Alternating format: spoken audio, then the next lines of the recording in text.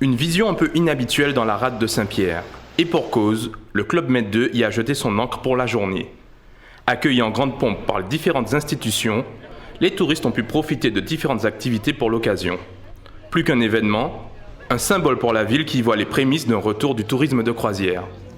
L'arrivée du Club Med 2 contribue à dynamiser le territoire par un afflux inhabituel de touristes, de visiteurs.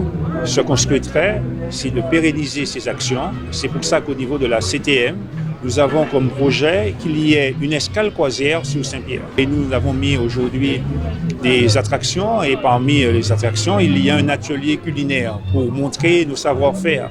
Cette cuisine créole qui mérite d'être découverte. Nous avons également mis de l'accueil avec, au niveau du parc naturel de la Martinique, un relais de Saint-Pierre où les touristes vont venir pour pouvoir visionner, voir l'histoire de l'éruption de la montagne Pelée. Saint-Pierre possède énormément d'atouts.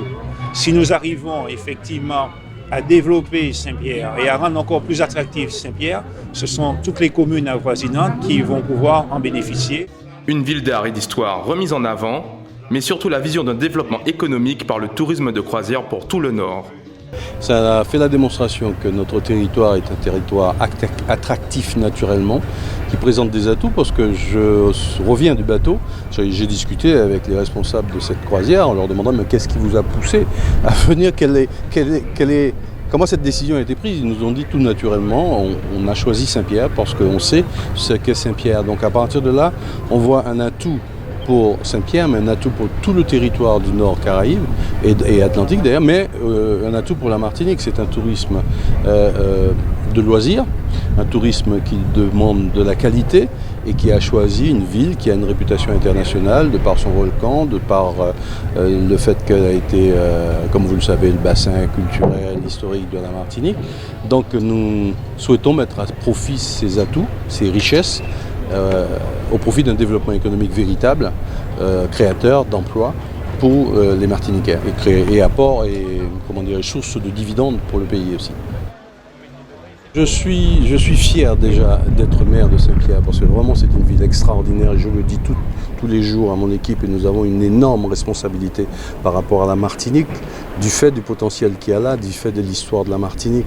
Et je suis fier parce qu'aujourd'hui nous avons réussi ce que je voulais, c'est-à-dire nous avons placé haut l'image de la Martinique et je n'ai eu que des félicitations sur le bateau.